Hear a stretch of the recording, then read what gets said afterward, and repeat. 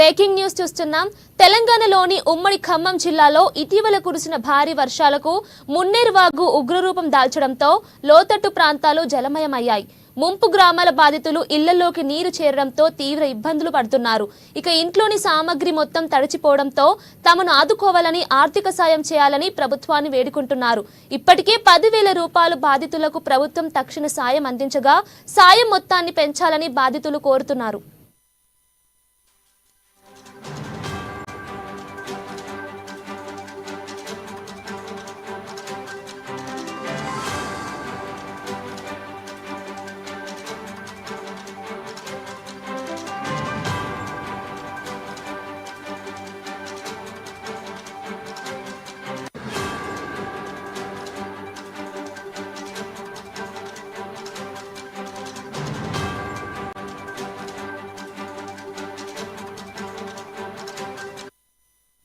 ఇక ఈ క్రమంలోనే వరద ప్రభావిత ప్రాంతాలను కేంద్ర బృందం పరిశీలిస్తుంది. కేంద్ర మంత్రి బండి సంజయ్, డిప్యూటీ సీఎం భట్టి విక్రమార్క సైతం ఒకే హెలికాప్టర్లో ఏరియల్ వ్యూ కోసం ఖమ్మం జిల్లాకు బయలుదేరారు. ఇక కేంద్ర వ్యవసాయ శాఖ మంత్రి శివరాజ్ సింగ్ తో కలిసి వరద నష్టంపై ఏరియల్ సర్వే నిర్వహించారు. ఇక ఈ సర్వేలో మంత్రులు పొంగులేటి, తుమ్మల సైతం పాల్గొన్నారు. ఇక కేంద్ర మంత్రికి వరద నష్టంపై వివరించాక తిరిగి హైదరాబాద్ కు తిరుగు ప్రయాణం కానున్నారు. అనంతరం శివరాజ్ సింగ్ తో సీఎం రేవంత్ రెడ్డి సెక్రటేరియట్ లో భేటీ కానున్నారు.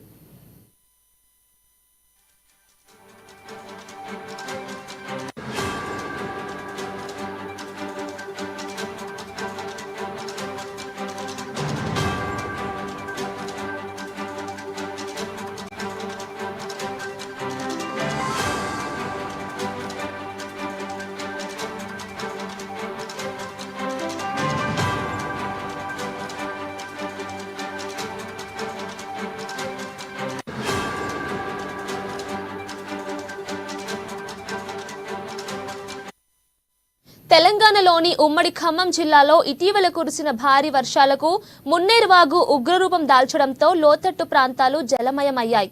ముంపు గ్రామాల బాధితులు ఇళ్లలోకి నీరు చేరడంతో తీవ్ర ఇబ్బందులు పడుతున్నారు. ఇక ఇంట్లోని సామాగ్రి మొత్తం తడిచిపోవడంతో తమను ఆదుకోవాలని, ఆర్థిక సాయం చేయాలని ప్రభుత్వాన్ని వేడుకుంటున్నారు. ఇప్పటికే 10,000 రూపాయలు బాధితులకు ప్రభుత్వం తక్షణ సాయం అందించగా సాయం మొత్తాన్ని పెంచాలని బాధితులు కోరుతున్నారు. ఇక లోనే వరద ప్రభావిత ప్రాంతాలను కేంద్ర బృందం పరిశీలిస్తుంది.